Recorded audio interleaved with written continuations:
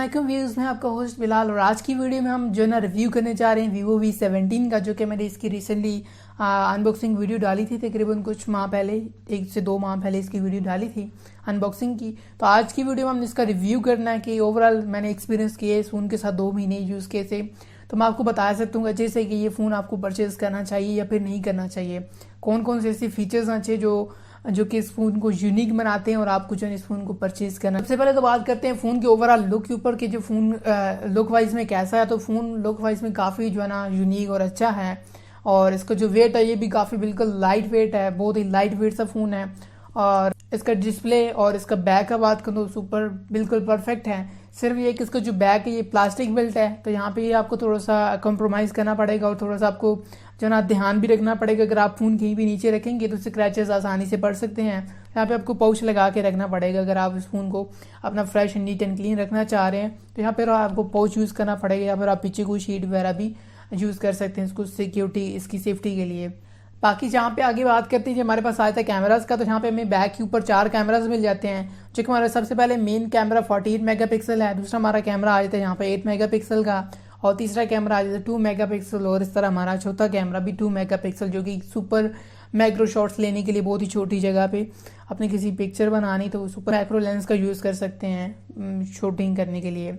अब सर यहाँ पे फ्रंट कैमरा की बात करें, यहाँ पे हमें मिल जाता है 32 मेगापिक्सल का कैमरा, जो कि यहाँ पे आप इसके अंदर देख सकते हैं। यहाँ पे हमारे 5 होल के अंदर मिल रहा है छोटा सा कैमरा, और ये काफ़ी अच्छा यूनिक बनाता है डिस्प्ले पूरा। हमारे पास यहाँ पे कोई पॉपअप कैमरा नहीं है, तो पूरा एक फुल स्क्रीन हमें दिखता है, तो काफ़ी मज़े का एक लुक बनाता है फ़ोन की। तो आप बात करते हैं कि कैमरा क्वालिटी कैसे, तो मैं यहाँ पे कुछ पिक्चर्स ऐड कर दूंगा बैक कैमरा से जो मैंने लिए हैं दिन के अंदर, और सर यहाँ पे नाइट के अंदर भी जो मैंने पिक्चर्स लिए हैं आपको मैं इसके अंदर ऐड कर दूंगा, ताकि आपको मजीद क्लियर हो जाए कि इसका कैमरा क्वालिटी कैसे। इस तरह यहाँ पे इसका जो फ्रंट कैमरा है वो भी मैं कुछ बीच में पिक्चर्स ऐड कर दूंगा, सेल्फीज जो कि मैंने डे लाइट के अंदर ली हैं, और इस तरह नाइट के अंदर जो मैंने पिक्चर्स कैप्चर की हैं इस फ़ोन के अंदर, और आपको देखने से अंदाज़ा हो जाएगा कि इसकी जो है ना कैमरा क्वालिटी कैसी है। मुझे ओवरऑल कैमरा क्वालिटी बिल्कुल परफेक्ट लगी है। कैमरा वाइज में बात करें तो फ़ोन बिल्कुल एकदम परफेक्ट है, और इसकी जो प्राइस रेंज के हवाले से भी बात करें तो इसके जो कैमराज हैं ओवरऑल बिल्कुल सुपर हैं, यानी मुझे कोई इसमें कंप्लेन नहीं है। अगर आप प्राइस रेंज को एक मद्देनज़र रखें अपने ज़हन के अंदर, तो प्राइस रेंज के अकॉर्डिंग ये फ़ोन बिल्कुल परफेक्ट है, आप इसको जो है ना परचेज कर सकते हैं। कैमरा के हवाले से आपको इसमें इशू नहीं मिलेगा। अब आगे बात करते हैं इसके डिस्प्ले के ऊपर, तो यहाँ पे हमें जो डिस्प्ले मिलता है ये हमारे पास 1080p नहीं बल्कि सुपर एमोलेड डिस्प्ले, जो कि एक फुल HD डिस्प्ले है, सुपर एमोलेड, ठीक है। और डिस्प्ले के हवाले से भी आपको कोई कंप्लेन नहीं आने वाला, काफ़ी मज़े का डिस्प्ले है और काफ़ी ब्राइट। अगर आप इसको दिन में भी यूज़ करें तो आपको कोई इशू नहीं आएगा, एकदम बिल्कुल ब्राइट डिस्प्ले है।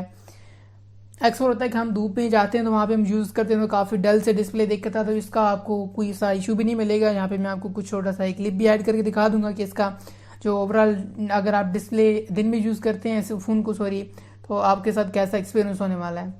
तो हम बात करते हैं चार्जिंग सिचुएशन के ऊपर, तो यहाँ पे हमें टाइप सी की कनेक्टिविटी मिल जाती है, ठीक है, और साथ ही में 3.5 mm जैक मिल जाता है, ऑडियो जैक। और अगर आप बात करें चार्जर की, तो यहाँ पे हमें 20 वाट का चार्जर मिलता है, जो कि वीवो का एक सुपर फास्ट चार्जर है, जो कि आपके फ़ोन को फास्ट चार्ज कर सकता है, और तो ये भी काफ़ी मज़े की चीज़ है। अभी हमें वीवो की तरफ से प्रोटेक्शन भी मिलती है, ये नहीं क्लियर किया गया कि प्रोटेक्शन किस तरह की है, गोरिल्ला ग्लास 3 है, 4 है, 5 है, बट क्या है, बट उन्होंने कहा कि हमें प्रोटेक्शन यहाँ पे वो देते हैं। मैंने फिर भी उसके ऊपर लगाया हुआ ग्लास प्रोटेक्टर सेफ्टी के लिए कि अगर कहीं फ़ोन गिर भी जाए तो डैमेज ना हो, आप इसके ऊपर लगा सकते हैं। आगे बात करें डिस्प्ले के ऊपर, तो यहाँ पे हमें इन डिस्प्ले फिंगरप्रिंट स्कैनर मिल जाता है, जो कि बिल्कुल फास्ट है। और अभी तक मैंने 2-3 फ़ोन और भी यूज़ किया, तो मुझे इनमें से सबसे जो फास्ट मिला है अभी तक वो इस Vivo V17 का मिला। अगर बस टच करने की देर है, आप इसको फट से यहाँ पे आप इसको ऑन कर सकते हैं, या बस यहाँ पे आप जस्ट फिंगर रखें और आपका फ़ोन अनलॉक हो जाएगी। बहुत ही सुपर फास्ट फिंगरप्रिंट इसके अंदर डाला हुआ है, तो यहाँ फिंगरप्रिंट के हवाले से भी आपको कोई इशू नहीं होगा। मैंने पीछे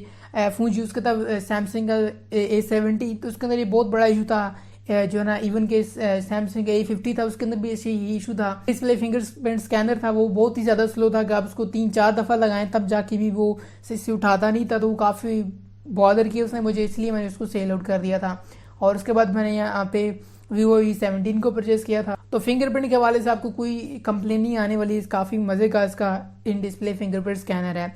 उसके अलावा यहाँ पे आपको फेस आईडी मिल जाती है, जो कि बहुत ही फास्ट, इवन कि आपको स्क्रीन ऑन करने का भी मौका, यानी लॉक स्क्रीन भी नहीं दिखेगी। आप इसको क्लिक करें, आपका कैमरा फट से आपको अनलॉक कर नहीं। देखिए आप यहाँ पे मैं इसको थोड़ा सा टेढ़ा रखता हूँ, देखिए यहाँ पे मुझे इन्हीं लॉक स्क्रीन भी नहीं दिखाना पड़ेगा, ऑटोमेटिकली यहाँ पे देखिए डायरेक्टली अनलॉक कर देते। नहीं बहुत ही फास्ट है, इसका फेस आईडी भी और फिंगरप्रिंट दोनों है, सेफ्टी के हवाले से भी बिल्कुल परफेक्ट है। आप बात करते हैं इसके इंटरनल्स की, तो यहाँ पे आपको 8 GB रैम मिल जाती है और साथ ही 256 GB का कम्बिनेशन मिल जाता है, जो कि काफ़ी परफेक्ट है। 256 GB इतनी है कि आप इसको यूज़ करते रहें तो मैं समझता हूँ कि नहीं ख़त्म होने वाली, 1 to 8 भी नहीं ख़त्म होती। तो यहाँ पे 256 GB और 8 GB का कम्बिनेशन है जो कि बहुत ही परफेक्ट है। और 256 GB और 8 GB के कम्बिनेशन के साथ जो इसकी थोड़ी सी परफॉर्मेंस है मजीद इन्हांस हुई है, यानी बेहतर हुई है। इसके अंदर जो प्रोसेसर लगा हमारे पास यहाँ पे 675 स्नैपड्रैगन 675 का प्रोसेसर इसके अंदर लगा हुआ है, जो कि इसकी परफॉर्मेंस को काफ़ी हद तक मजीद इंप्रूव कर देता है। क्योंकि जो मैंने A70 यूज़ किया था उसके अंदर भी 675 प्रोसेसर लगा हुआ था, ठीक है, और इसके अंदर भी सेम वही प्रोसेसर यूज़ किया। वैसे सिर्फ फ़र्क इतना है कि उसके अंदर 6 GB रैम थी और यहाँ पे आपको जो है ना 8 GB रैम मिलती है, तो थोड़ा सा स्पीड में ज़रा सा डिफरेंस आपको माइनर सा मिलेगा इसके अंदर।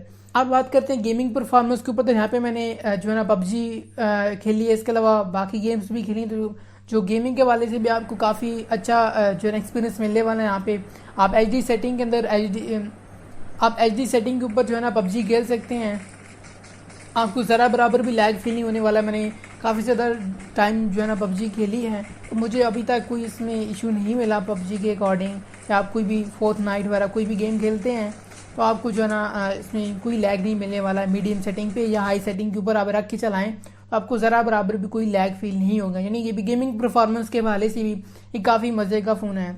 अब इसके अलावा यहाँ पे इसके अंदर एक चीज़ हमें यहाँ पे रह गई है कि इसकी जो बैटरी वो कितनी है। तो यहाँ पे बैटरी की कैपेसिटी इसके अंदर 4500 mAh बैटरी है, और साथ ही इसका जो चार्जर मैंने ऑलरेडी बता दी कि इसका जो चार्जर है वो 20 वाट का चार्जर है, जो कि सुपर फास्ट चार्जर है, तो जल्दी आपको फ़ोन चार्ज भी हो जाता है। और इसके अलावा यहाँ पे इसको जो बैटरी टाइमिंग है वो कितनी है, तो आप अगर आप इसको जो है एक टाइम चार्ज करें तो आप इसको अगर आप मैक्सिमम यूज़ करते हैं तो आपका फ़ोन 2 दिन भी निकाल सकता है, ठीक है। आप इसको मैक्सिमम नॉर्मल यूज़ करें तो अगर आप गेमिंग वगैरह करते हैं तो फिर आपका एक दिन आसानी से निकाल सकते हैं। एक दिन आप सुबह चार्ज करते हैं तो शाम तक आपका जो है ना फ़ोन बासानी जो है ना आप इसको यूज़ कर सकते हैं, फिर भी कुछ पॉइंट्स आपकी बैटरी जो है ना बच भी जाएगी। अगर आप मीडियम यूज़ करते हैं, माइनर से यूज़ करते हैं, तो आपका 2 दिन भी निकाल सकता है या इससे भी ज़्यादा जा सकता है। तो आप इसको 2 दिन तक भी मैंने यूज़ किया है। तो बैटरी के वाले से भी आपको इसके अंदर इस फ़ोन के अंदर कोई कंप्लेन नहीं मिलने वाला। अब ओवरऑल बात करते हैं कि क्या आपको भी ये फ़ोन परचेज़ करना चाहिए या नहीं करना चाहिए, या मैंने जब यूज़ किए हैं तो क्या मैं आपको रिकमेंड करूँ इस फ़ोन के बारे में। तो आप 50-60 हज़ार की रेंज के अंदर को फ़ोन लेना चाह रहे हैं तो आपको मैं रिकमेंड कर सकता हूँ कि आप Vivo V17 को चूज़ कर सकते हैं। अब यहाँ पे हमारे पास Vivo का एक नया मॉडल भी लॉन्च होने वाला है, ये कि Vivo V17 है। तो यहाँ पे हमारे पास आने वाले Vivo V19 जो कि हो सकता है मई के अंदर स्टार्ट में या मिड में जाके वो लॉन्च हो भी जाए, तो उसकी जो प्राइस इससे थोड़ा सा ज़्यादा होने वाली है। उसमें सिर्फ फ़र्क इतना है कि उसका जो कैमरा है वहाँ पे हमें यहाँ पे सिंगल कैमरा मिला था, आपको डुअल कैमरा फ्रंट के अंदर मिलेगा, और साथ आपको जो इसका प्रोसेसर है वो उसके अंदर आपको थोड़ा सा बेहतर प्रोसेसर मिलेगा। 2-3 उन्होंने मॉडिफिकेशंस किए हैं। एक तो उसका डुअल कैमरा फ्रंट भी कर दिया है, दूसरा उसके अंदर जो है ना उसका जो प्रोसेसर है उन्होंने बेहतर लगाया है थोड़ा सा, और तीसरा उसके अंदर आपको जो है ना थोड़ा सा बैटरी चार्जिंग जो है ना मज़ीद फास्ट मिल जाता है। बैटरी जो है कैपेसिटी उसकी 45,000 ही है, 4500 ही है, और उसका जो चार्जर है वो हमें आई गेस उसके अंदर 33 वाट का चार्जर दे रहे हैं साथ। तो ये 3 चीज़ें हैं जो कि Vivo V19 जो आने वाला है उसके अंदर उन्होंने दी है। अगर आप ये लेना चाह रहे हैं ये ले सकते हैं, आगे नया आने वाला फ़ोन तो आप इसको भी जो है ना माइंड में रख सकते हैं। बट मेरा इस ओवरऑल एक्सपीरियंस रहा अच्छा फ़ोन के साथ, तो आपको मैं रिकमेंड कर सकता हूँ कि अगर आप इस फ़ोन को लेना चाह रहे हैं तो आप इसको ले सकते हैं। आई होप कि आपको आज वाली वीडियो पसंद आई होगी। वीडियो पसंद है तो प्लीज़ मेरे चैनल को सब्सक्राइब कर दें और साथ ही लगे बेल आइकन को प्रेस करें ताकि मैं जब भी कोई नई वीडियो अपलोड करूँ आपको जो है ना बर वक्त नोटिफिकेशन टाइम पे मिल जाए। मैं आपको मिलूंगा एक नई वीडियो के अंदर, तब तक अपना बहुत सारा ख्याल रखिएगा, मुझे अपनी दुआओं में याद रखिएगा। अल्लाह हाफिज़।